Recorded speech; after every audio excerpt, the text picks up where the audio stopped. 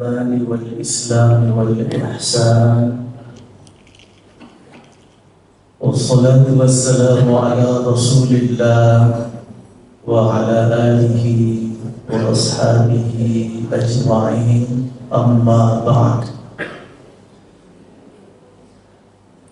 Bapak-bapak sebagai perisai rumah tangga, ibu-ibu yang sabda Nabi kita, surga berada di bawah telapak kaki kaum ibu. Adik-adik remaja-remaja yang telah dirindukan kehadirannya oleh bangsa dan umat ini.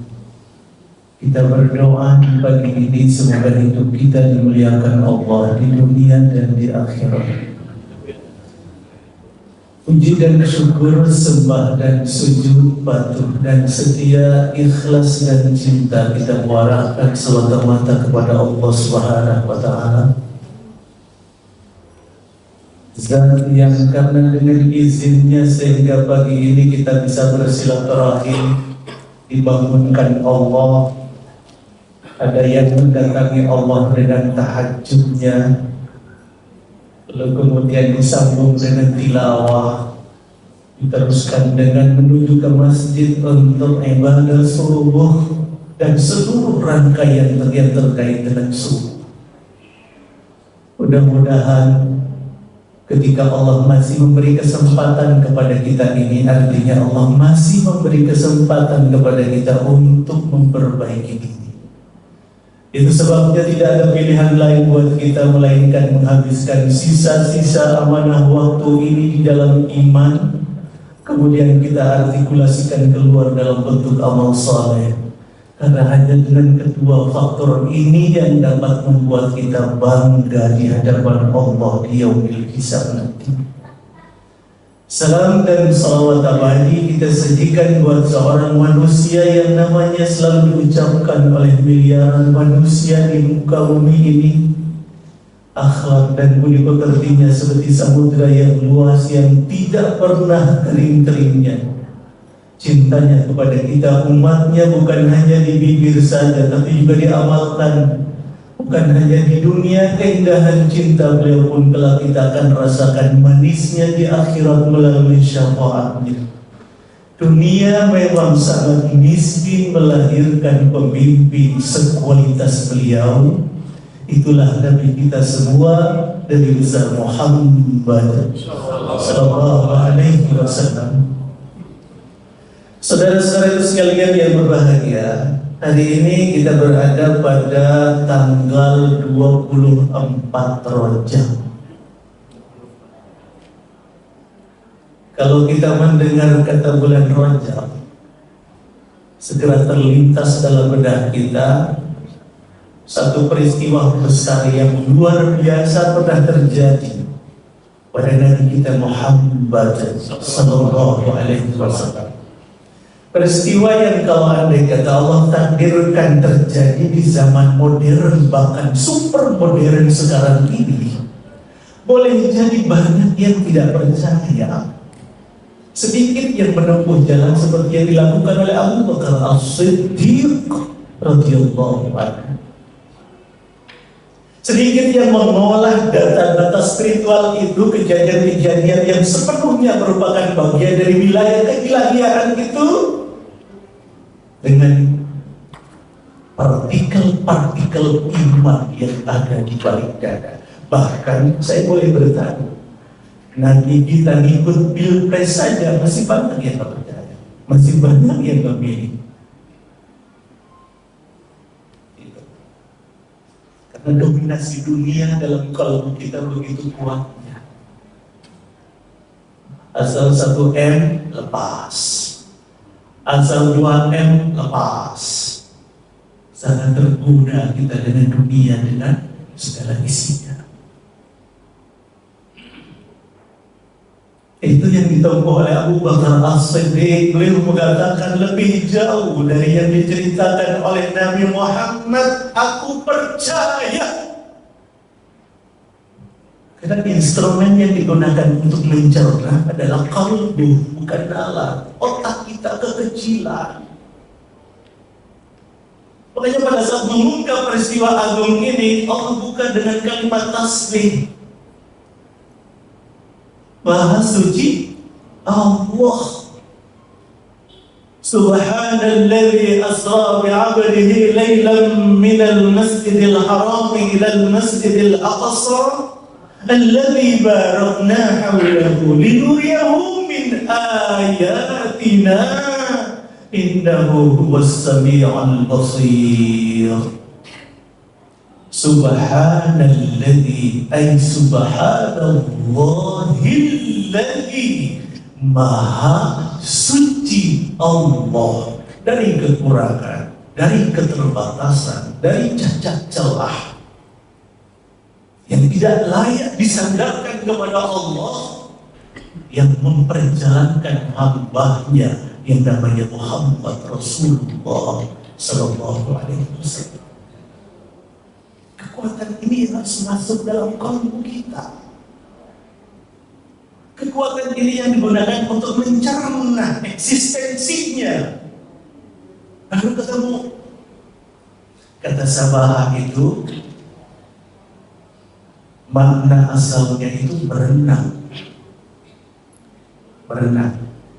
Seperti misalnya, lasyamsu yanbaghi laha an tudrikal qamar wal laylu sabiqun nahar wa kullum fi falakin yasbahun. Semua benda falak angkasa itu yasbahun, berenang. Berenang. Karena memang tidak ada tatakannya. Kata Neil Armstrong ketika ke bulan turun lagi ke bumi, dia bikin press conference. Kata beliau, bumi itu ada di atas. Ketika di bulan, bumi ada di atas. Ketika kita di bumi, bulan ada di atas. Dan tidak ada tatakannya. Yasbahun. Orang berenang itu pindah dari satu titik ke titik yang lain. Pindah dari posisi asal.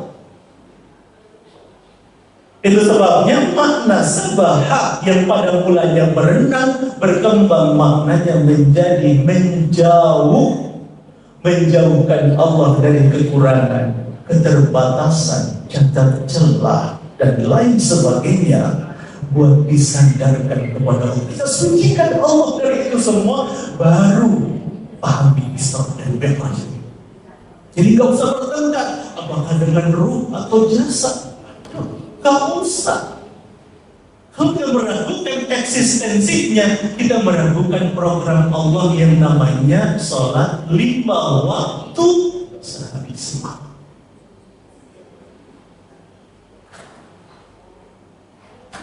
Yang menariknya, banyak sekali peristiwa-peristiwa besar lain yang Allah berikan kepada para nabi dan rasul sebelum nabi kita. Tapi cara mengungkapkannya dalam Al-Quran berbeda dengan Isra dan Mi'raj. Nabi Adam alaihissalam ada tanpa ada ayah, tanpa ada ibu. Itu peristiwa besar. Fisikawan mana, ahli embriologi mana yang bisa menggambarkan itu?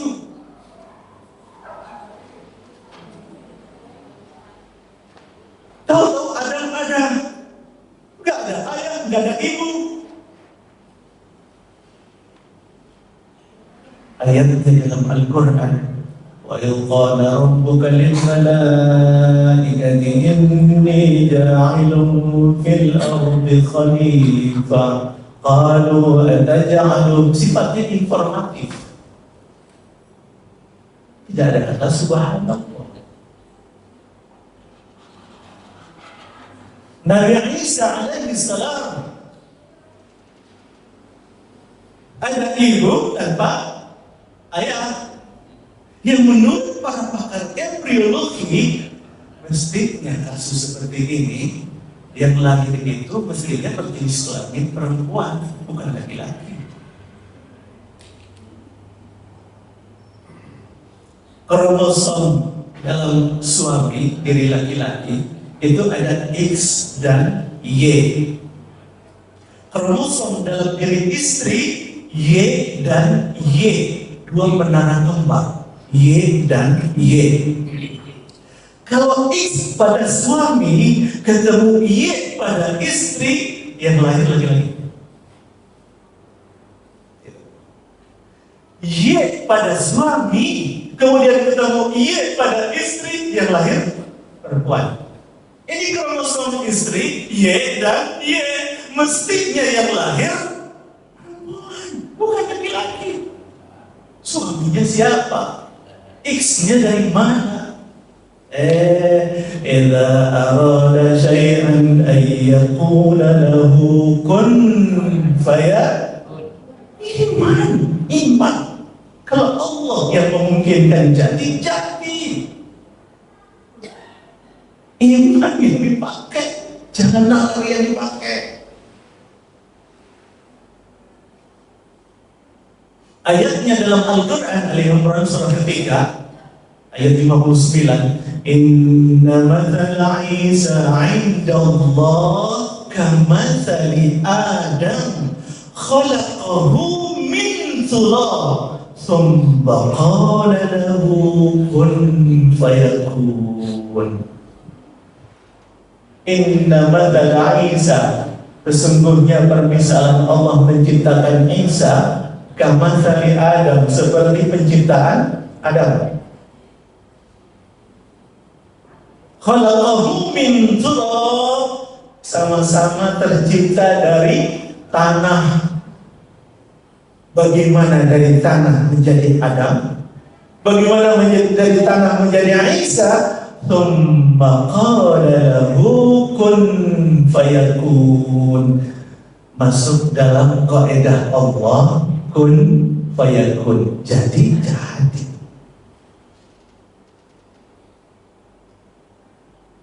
Ada peristiwa sebelumnya pada zaman Nabi Ibrahim, nggak mempan dibakar.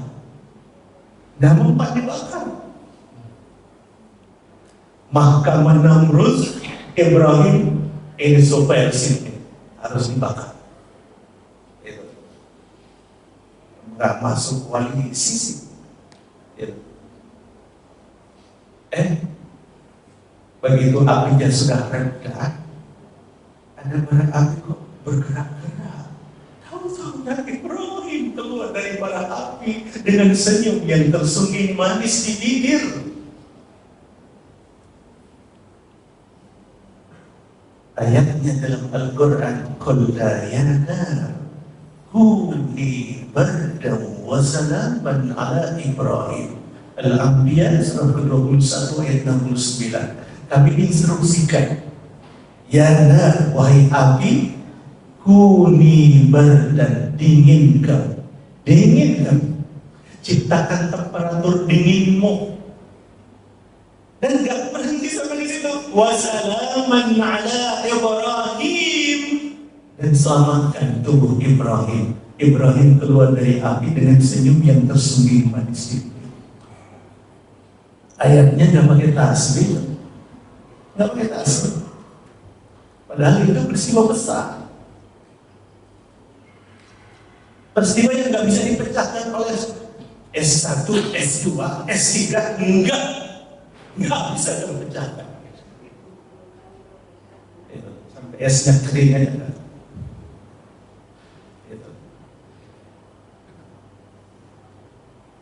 Beda sama Isra dan Mi'raj. Subhanalladzi asra bi'abdihi, Maha suci Allah yang memperjalanan dari Al-Masjidil Haram ke Al-Masjidil Aqsa, jarak Mekah Palestina itu 1250 km.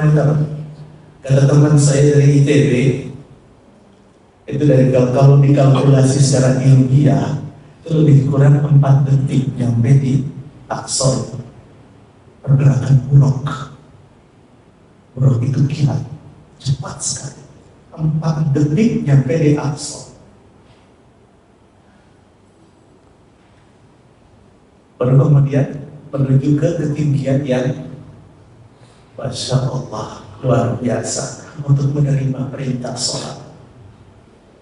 Jadi saudara-saudaraku sekalian, menghadapi agenda-agenda kehidupan di dunia, mau agenda politik jarak dekat hari ini tanggal 14 Februari sampai semua agenda-agenda kita, program-program dalam rumah dan lain sebagainya, ayo pakai iman, pakai iman.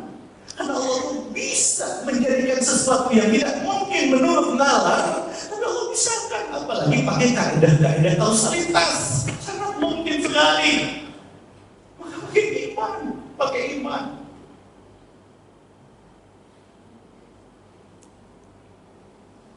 Allahu Akbar. Yang dijemput perintah sholat, perintah sholat. Ya Allah, ini kita masuk nih. Sholat itu ibadah yang sangat lengkap. Semua rukun Islam ada di dalamnya. Syahadat ada dalam sholat. Ada. Saum ada nggak dalam sholat? Lagi sholat boleh nggak cemilan? Nggak bisa. Zakat ada nggak dalam sholat? Kita saling mendoakan. Assalamualaikum wa ala ibadillahi shalihin. Masya Allah. Haji ada nggak dalam sholat? Sholat menghadap kemana?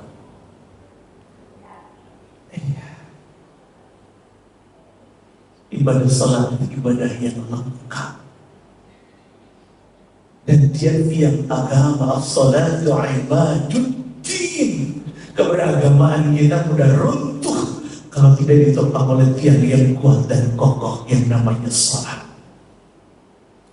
Bainal 'abd wal kufr tarkus salat. Perbedaan prinsip antara muslim dan non muslim ketika sang muslim meninggalkan sholatnya. Kenapa? Sama aja. Non muslim gak kenal sholat, kita pun gak sholat. Kalau kita gak sholat karena lalai, karena lalai. Kalau mereka di sana gak kenal sholat. Allahu Akbar.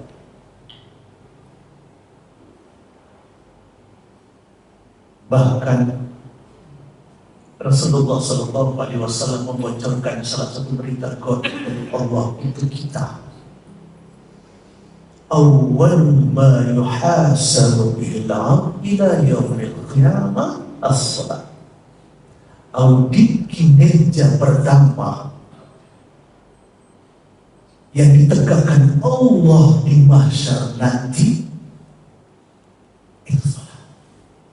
Kinerja pertama yang diaudit itu sholat. Strategis banget, penting banget, super penting.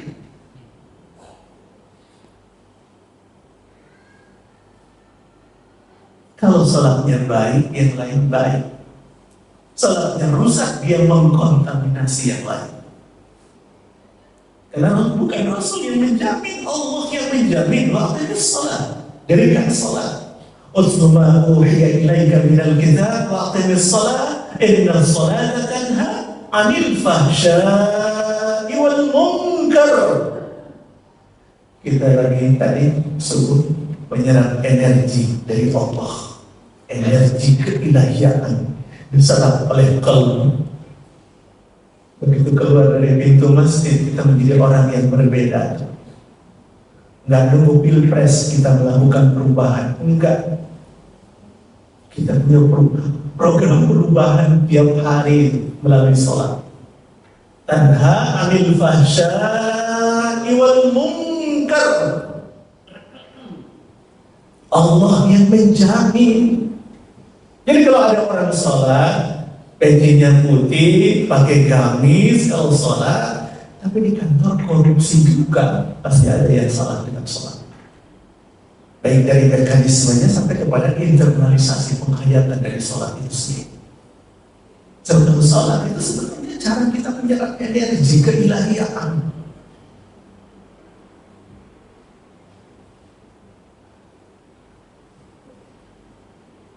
Itu sebabnya saudara-saudara sekalian 5 kali sehari separuh. Kalau kita rokaatkan satu hari kan 17 rokaat. Satu pekan 119 rokaat. 1 bulan 510 rakaat. 1 tahun 6.205 rakaat. Coba lakukan evaluasi. Berapa rakaat yang selama ini kita sudah kerjakan, yang kita lakukan secara kualitatif, pendekatan kualitatif, bukan pendekatan kuantitatif. Ya kayak supir metro mini yang lagi kejar setoran, yang penting nyetor sekian ribu, yang penting nyetor sekian ratus. Bahwa sholat itu mau dampak dalam kehidupan kita atau tidak, kita merasa bodoh. Kita merasa bodoh. Karena yang Allah buat itu pendekatan kualitatif kita, bukan pendekatan kuantitatif. Kalau pendekatan kuantitatif berbeda dengan teman kita yang ada di samping, bisa berantem. Nah kalau udah lepas landas menuju kepada pendekatan kualitatif, kita menjadi sangat dewasa dan bijaksana, sangat arif banget ketika ada yang berbeda pergerakannya dengan kita, pengamalannya dengan kita. Al-Mulk surah ke-67 ayat 2. Alladzi khalaqal mauta wal hayata liyabluwakum ayyukum ahsanu amala. Ya Allah yang telah pencipta maut dan hidup kamu, Dia berluang sebagai ujian bagi kamu. Siapa di antara kamu yang ahsanu amala, yang paling cantik amalnya, yang paling berkualitas amalnya, bukan aktsaru amala, yang paling banyak amalnya. Jadi yang dikehendaki Allah itu kepasrahan total yang kita lakukan pada saat proses 5 menit, 7 menit, 10 menit, 15 menit, itu yang dinilai sama Allah. Dan itu bergantung kepada partikel-partikel iman yang hari ini sedang bertahta di balik dada kita.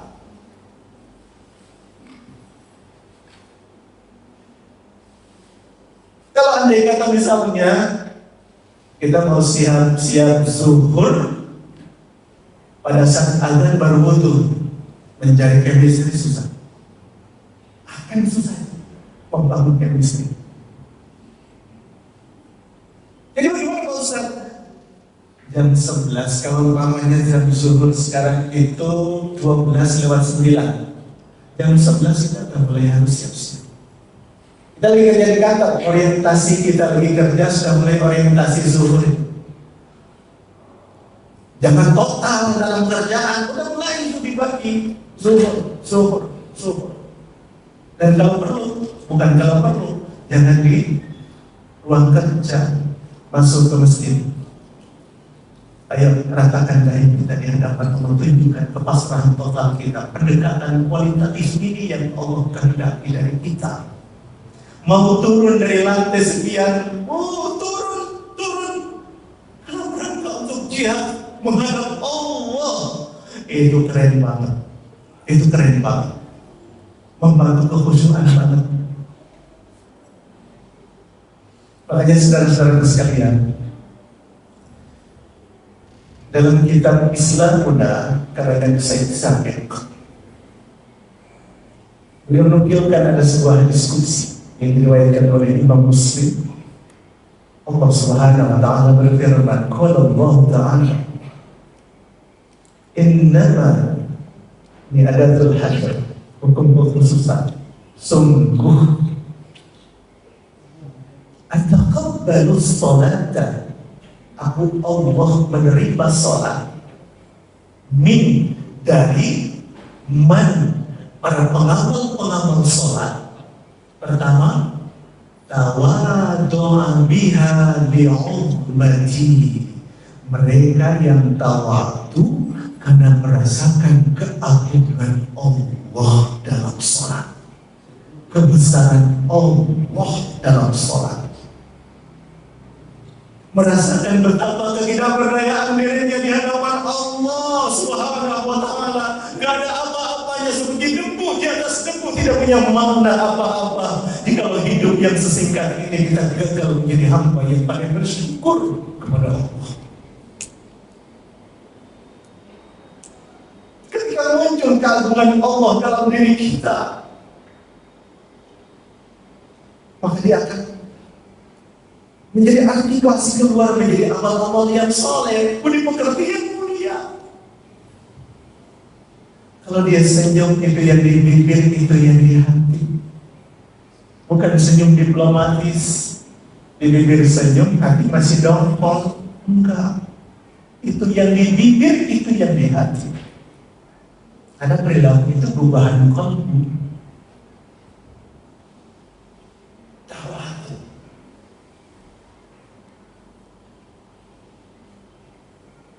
Imam Ali Zainal Abidin, seorang ahli ibadah, sampai diberi gelar Zainal Abidin. Cucu dari Rasulullah, cicit dari Rasulullah, anak dari Husain. Habis wudu, tiba-tiba mukanya pucat, badannya gentar. Ditanya, kenapa? Mukanya pucat, badannya gentar. Kata beliau, apakah kalian tidak tahu sebentar lagi saya akan berhadapan dengan siapa? Aku bukan berhadapan dengan ketua RT. Sebentar ini aku bukan berhadapan dengan orang tua saya, bukan berhadapan dengan bupati saya, bukan berhadapan dengan aku berhadapan dengan Sang Khaliqus Samawati wal Ardh yang mencipta diri saya. Aku khawatir proses yang 7 menit, 15 menit gak diakui oleh Allah Subhanahu wa Ta'ala.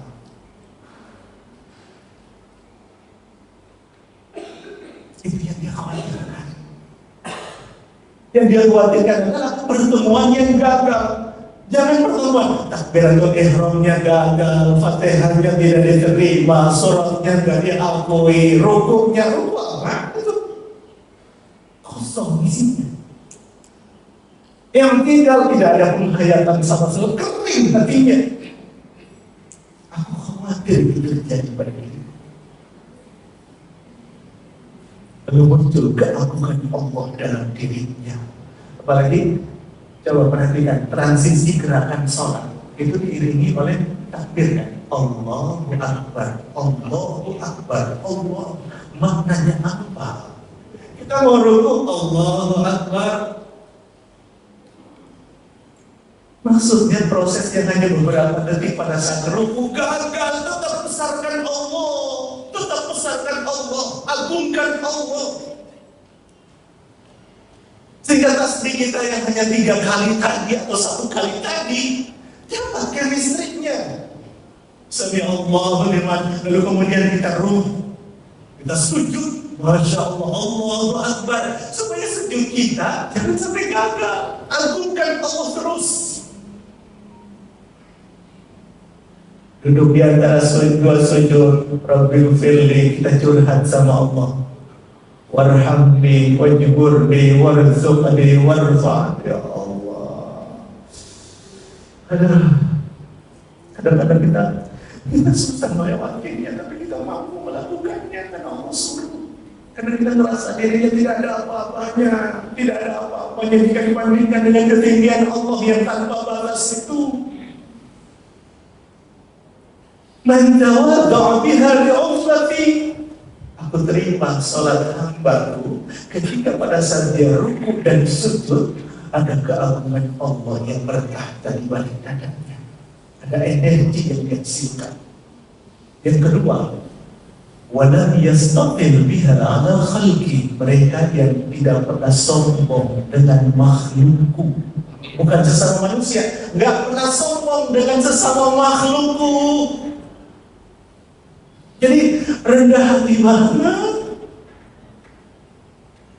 Ketika berhadapan dengan semut misalnya, karena kita ditakdirkan Allah sebagai manusia hari ini, semut menjadi semut, lalu kemudian kita rendahkan. Tidak boleh.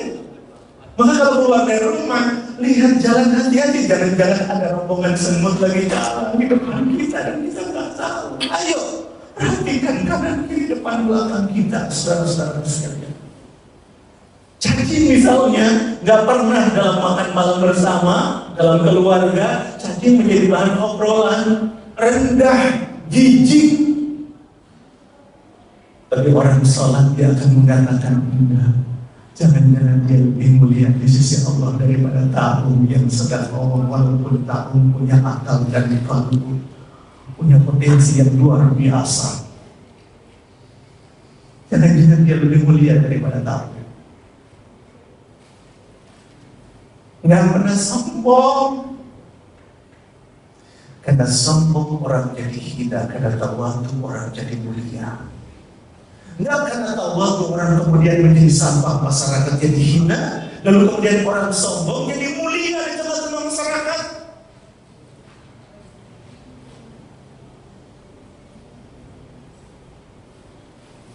Konsep Qur'annya karena sombong, Fir'aun aja jatuh. Karena tawadhu orang jadi mulia dalam masyarakat. La yadkhulul jannata man kana fi qalbihi mithqala dzarratin min kibrin. Tidak akan pernah masuk dalam surga ya Allah orang-orang yang bertahta di balik dadanya penyakit sombong, walaupun sombongnya besarnya seperti zarrah. Kecil sekali, lebih kecil dari atom. Tidak akan masuk dalam surga ya Allah. Bukankah iblis diusir oleh Allah dari surga gara-gara sombong, kesombongan, rasialisme, membesarkan asal kejadiannya. Khalaqtani min nar wa khalaqtahu min tin. Aku dicipta dari api sementara Adam dari tanah. Buat apa coba sujud sama Adam dicipta dari tanah? Saya lebih mulia. Kesombongan, rasialisme. Dan surga gak pantas dihuni oleh orang-orang sombong. Yang ketiga, walam yabid misran ala maksiyati, mereka yang tidak pernah mengulang-ulang perbuatan maksiat kepada Allah. Ini kalimatnya sangat manusiawi banget, karena Allah yang kasih tahu, Allah yang mencipta diri kita. Kalau titik-titik kelemahan kita, pada saat kita lemah, kita jatuh. Dan kemudian bangkit dari keterpurukan spiritual, membenah diri, bertobat kepada Allah. Air mata tobat kita diterima oleh Allah, muncul perbaikan dalam kehidupan kita. Makanya orang sholat orang kalau nangisin adanya hari ini, 1 minggu ke depannya gak pernah ngulangin lagi nangisin lagi. Karena ada energi sholat. 1 bulan ke depan masih gak nangisin adiknya. Kenapa? Peristiwa pertama jadi pengalaman berarti buat dirinya. Guru yang sangat bijaksana buat. Karena orang beriman itu orang yang gak pernah jatuh di lubang yang sama 2 kali. Tapi kalau jatuh berkali-kali di lubang yang sama, ini yang terlaluan.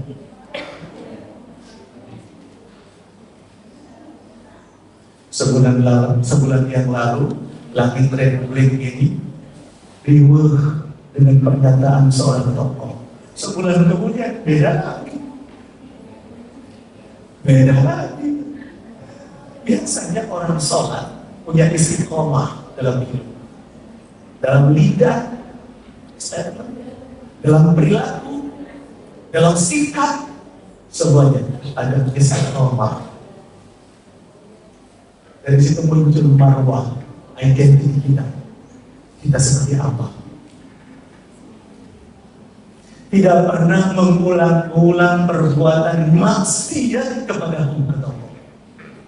Wa qata'an nahar li dzikri, dia memecah kesibukan siangnya tetap zikir kepada Allah. Bahkan sibuknya dia dengan urusan dunia dikonversi sebagai instrumen zikirnya kepada Allah Subhanahu wa ta'ala.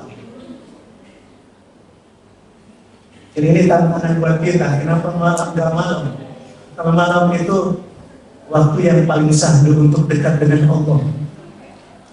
Tapi ketika lagi siang, lagi sibuk-sibuknya kita menggenggam dunia, tapi kita dituntut untuk zikir terus kepada Allah. Misalnya ada panggilan azan, ayo zikir, waqimis sholat dan zikri. Ayo tinggalkan jual beli, tinggalkan kampus, tinggalkan kelas, tinggalkan pabrik, tinggalkan semua aktivitas dunia, tinggalkan untuk berzikir sholat. berseru sadar di hadapan Allah Subhanahu wa Ta'ala. Bahkan semua proses ikhtiar dia mencari nafkah, tantangan buat dirinya menjadikan seluruhnya itu menjadi instrumen zikirnya kepada Allah, sehingga yang teraudit nanti di akhirat bukan ibadah-ibadah makhluk saja, tapi juga ibadah-ibadah yang kaitannya dengan kehidupan kita sehari-hari.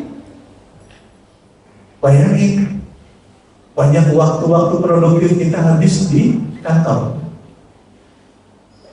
Masuk kerja, diterima kerja usia 25 tahun, pensiun 56 tahun. Sekian tahun kita jadiin semua kegiatan itu hanya untuk dunia aja, supaya istri saya pakai gelang, supaya anak saya nggak pernah harus kuliah. Kalau itu saja tidak ada orientasi ke akhiratan, niat-niat spiritualnya, maaf, di akhirat nanti ketika diaudit oleh Allah ada missing link yang sangat jauh, mata rantai yang kosong. Karena yang teraudit, terupdate hanya ibadah-ibadah makhluk saja. Tapi mulai dari jam 8 masuk kantor sampai jam 4 sore itu kosong, gak ada niatan ibadahnya. Padahal kalau kita konversikan itu sebagai bagian dari sarana zikir kita kepada Allah, dapat itu, dapat. Tinggal kita cerdas secara spiritual saja. Kalau tidak ada kehadiran kecerdasan spiritual, itu tidak dapat. Kita rugi nanti di akhirat, rugi besar. Yang terakhir, warahimal masakin wa minas sabil wal armanata warhimal musab. Orang yang salat itu orang yang punya kepedulian sosial yang sangat tinggi. Dengan hartanya dia bersahabat dengan orang-orang miskin, ibnu sabil, orang-orang janda. Lalu kemudian mereka yang hari ini ditimpa musibah, mereka punya kepedulian yang sangat kuat sekali untuk melihat kanan, kiri, depan, belakang mereka. Enggak tidur sebelum saudara-saudaranya. Pada saat ketika dia tidur, dia dengar ada anak atau tetangganya harus berangkat ke rumah sakit, tapi tidak ada biaya pengobatan. Sementara lusanya dia harus berangkat umroh, dia pada saat itu muncul di kecerdasan spiritualnya. Boleh jadi biaya umroh digunakan untuk pengobatan itu, dan boleh jadi nilainya sama dengan pergi umroh, pulang dari umroh, walaupun tidak ke Mekah. Nilainya itu sudah dapatkan. Salat dimulai dengan takbiratul ihram, takbir yang mengharamkan seluruh kegiatan-kegiatan yang ada korelasinya dengan salat. Salat ditutup dengan Assalamualaikum warahmatullahi wabarakatuh. Assalamualaikum warahmatullahi wabarakatuh. Lalu ke kanan, noleh ke kiri. Maknanya apa? Setelah kita salam, Assalamualaikum warahmatullahi wabarakatuh, Assalamualaikum warahmatullahi wabarakatuh, menoleh ke kanan, menoleh ke kiri. Itu proses identifikasi lingkungan. Siapa setelah ini yang kita akan tebar salam, keberkahan dan rahmah dari Allah Subhanahu wa Ta'ala yang baru kita serap dari Allah Subhanahu dalam proses salat kita yang sangat agung itu. Makanya salat untuk Allah, tapi efeknya untuk kita dan sesama kita, umat manusia, bahkan sesama makhluk Allah Subhanahu wa Ta'ala. Saudara-saudara sekalian, kita masih punya waktu 7 menit untuk tanya jawab. Barangkali dengan tanya jawab pertemuan kita lebih produktif lagi. Maka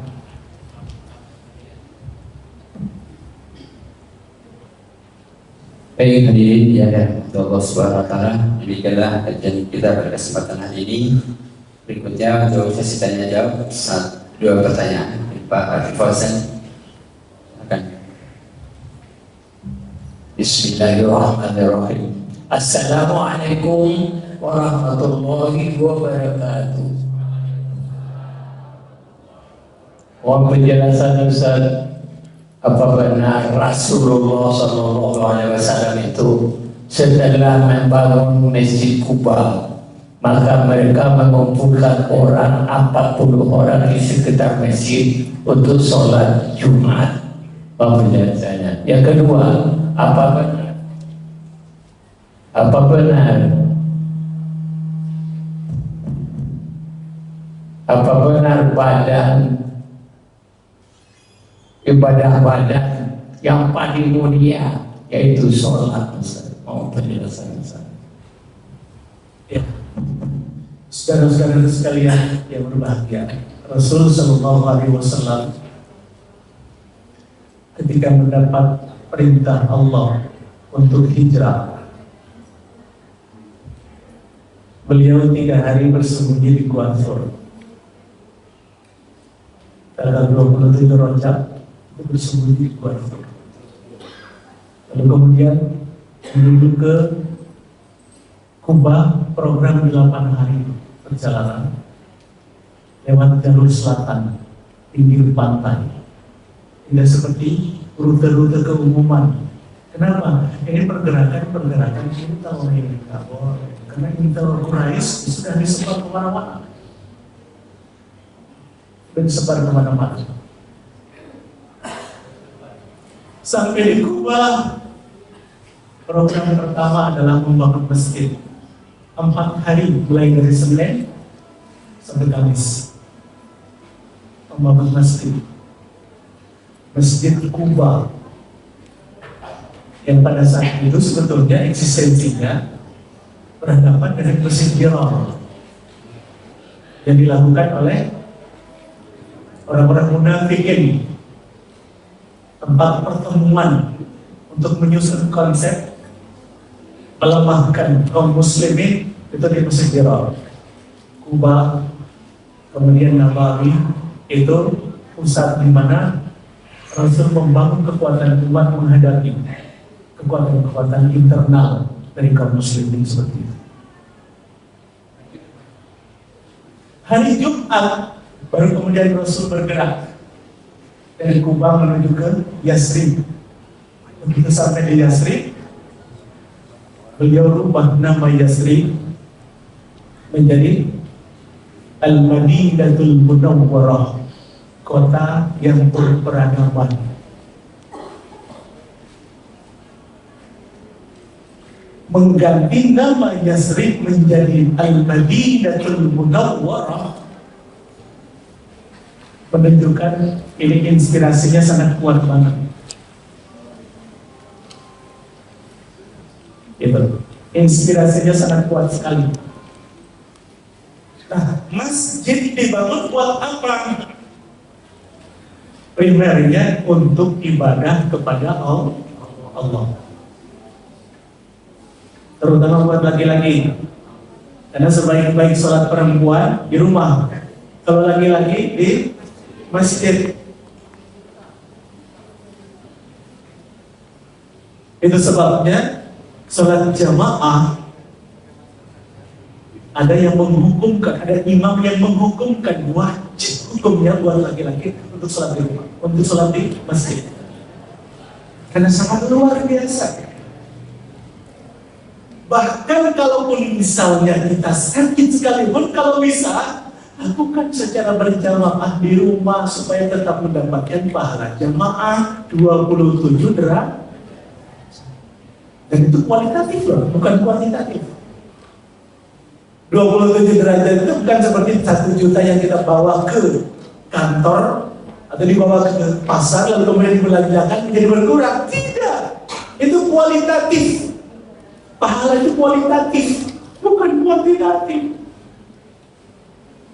Dia bukan seperti rupiah yang ada di dompet kita. Nah, sholat Jumat ada memang fikih mengatakan syaratnya 40. Pak Ustaz, kalau andai kata kita ada di satu daerah, apalagi kalau di Flores, tempat saya, gimana itu Pak Ustaz, hanya ada 3 orang, boleh nggak sholat Jumat? Boleh. Jika Allah minta itu ketundukan dan kepatuhan yang kita tunjukkan dalam proses sholat kita. Bukan kuantitatifnya, kualitatifnya. Masa ngajakin orang-orang non-muslim sholat Jumat juga? Enggak, tapi yang ada hanya 3 orang boleh nggak Pak Ustaz? Boleh.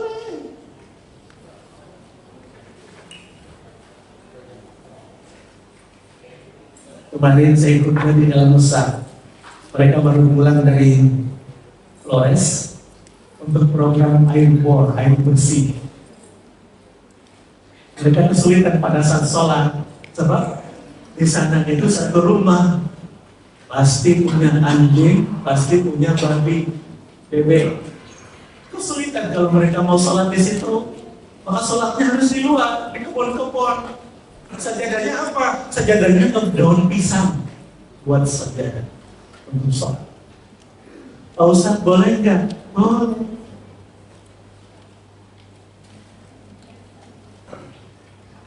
Pertanyaan kedua apa tadi? Tentang infak yang baik. Sedekah yang bagus. Sholat itu ibadah-ibadah. Sholat itu sebetulnya bukan hanya ibadah-ibadah dunia. Kalau ibadah-ibadah dunia, nanti kita jadi keren. Karena sholat itu sebetulnya titik tekannya ibadah spiritual. Ibadah spiritual. Benar pada saat kita takbiratul ihram, tangan diangkat, ruku, badan dirukukan, sujud, semua anggota badan disujudkan, ibadah-ibadah. Tapi titik tekan dari sholat itu adalah spiritual. Pergerakan semua badan kita sebetulnya dalam rangka untuk memancing kalbu supaya tetap fokus dengan Allah yang sedang kita sembah. Kita pada saat misalnya takbiratul ihram, kita gerakan tangan kita Allahu Akbar. Ini kan simbol untuk pasrahan total jiwa dan raga di hadapan Allah. Bukan hanya satu loh. Saya yakin budaya menghormati di lingkungan TNI dan Polri kan begini.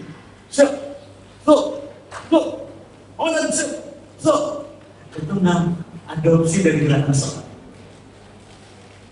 Adopsi dari gerakan sholat. Tapi bukan dua, tapi satu.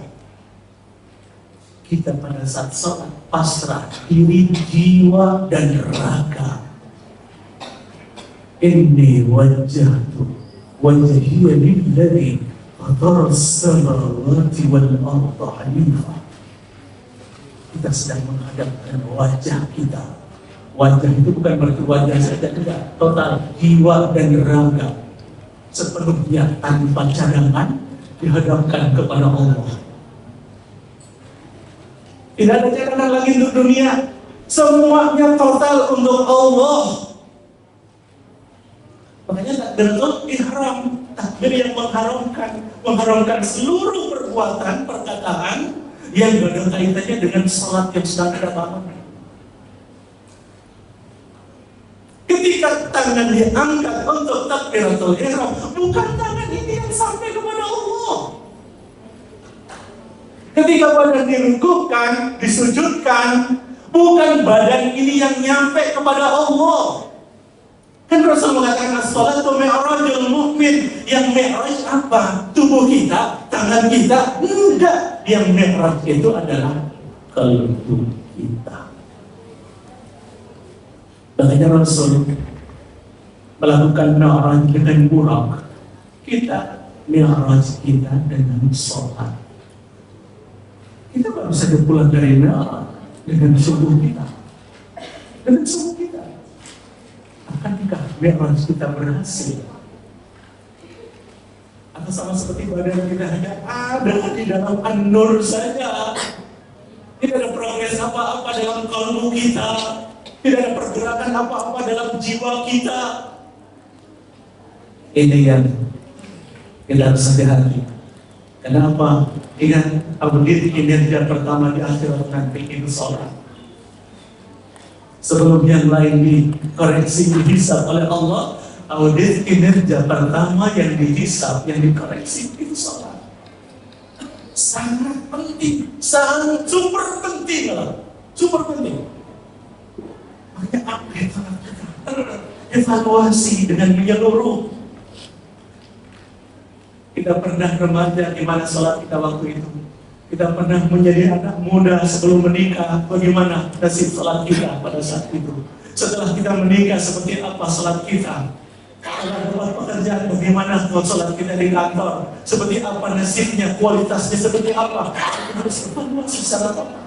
Kan tadi saya sudah katakan, satu hari 17 rakaat, satu minggu 119 rakaat, satu bulan 510 rakaat, satu tahun 6.205 rakaat.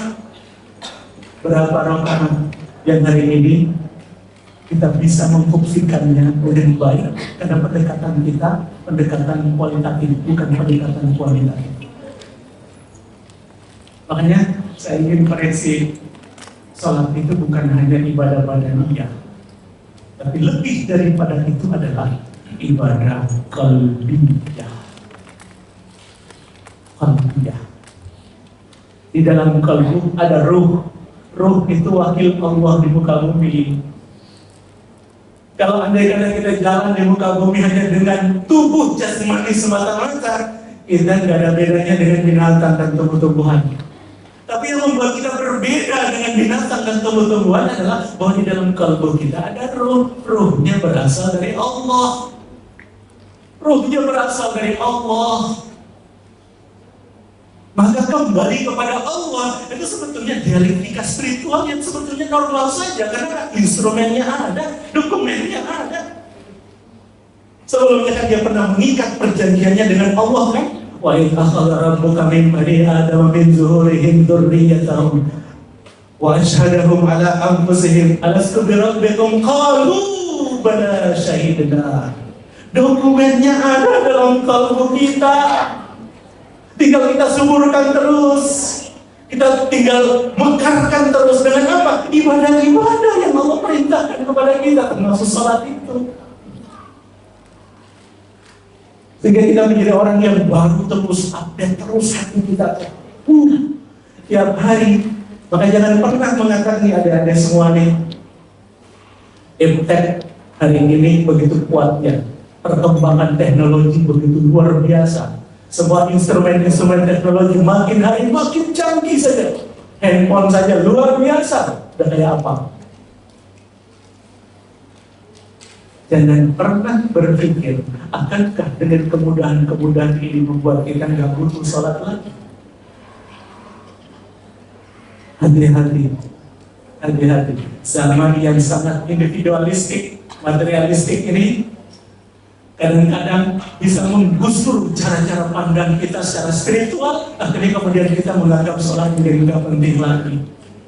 Kita butuh sholat untuk menjaga keseimbangan jiwa kita, supaya kita nggak pernah mudah jatuh ketika berhadapan dengan perahara-perahara kehidupan dalam jengkal-jengkal bumi yang hari ini kita tapaki bersama-sama. Bahasa itu instrumen yang sangat penting dalam kehidupan kita. Ini saja barangkali yang bisa disampaikan. Semoga bermanfaat bagi kita semua. Lebih dan kurangnya mohon dimaafkan. Terima kasih banyak atas segala perhatiannya. Subhanakallahumma wa bihamdika asyhadu an la ilaha illa anta